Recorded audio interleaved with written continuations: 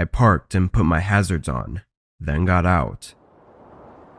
I double-checked that the bag had everything as I walked up the driveway, but as I approached the porch, I saw that the front door was open. Not all the way, but enough to be strange considering it was snowing and cold.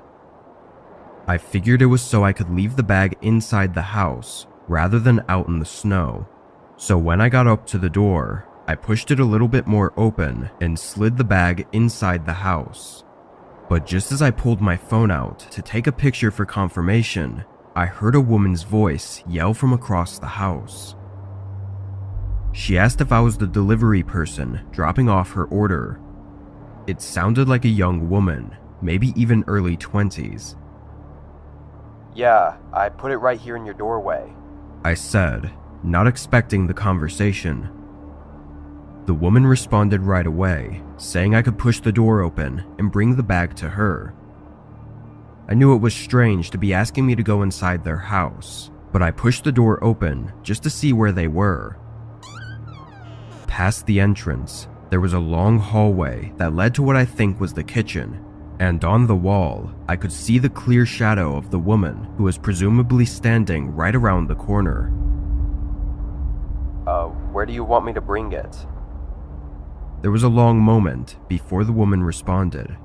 She leaned half of her body around the corner and showed herself at the end of the hallway, telling me to just bring it over to her and gesturing with her hands for me to come in. But as she went back around the corner and out of sight, I realized that the shadow outline on the wall hadn't moved with her. It was someone else's shadow standing somewhere by her around the corner. I stood there for a second as I felt blood rush through my body.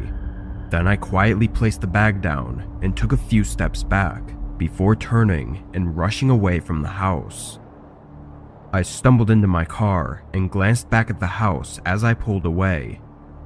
In the front window, the figure of a large man approached and watched as I left. I stopped at a nearby gas station to catch my breath and rethink everything that happened. It was pretty clear by how everything played out that this was some kind of setup, but I also knew the police would have nothing but my word to go off of. I did end up reporting it, but when they went to the house to ask the woman about what happened, she denied that anyone else was there and denied the officers access to search the home for anyone else.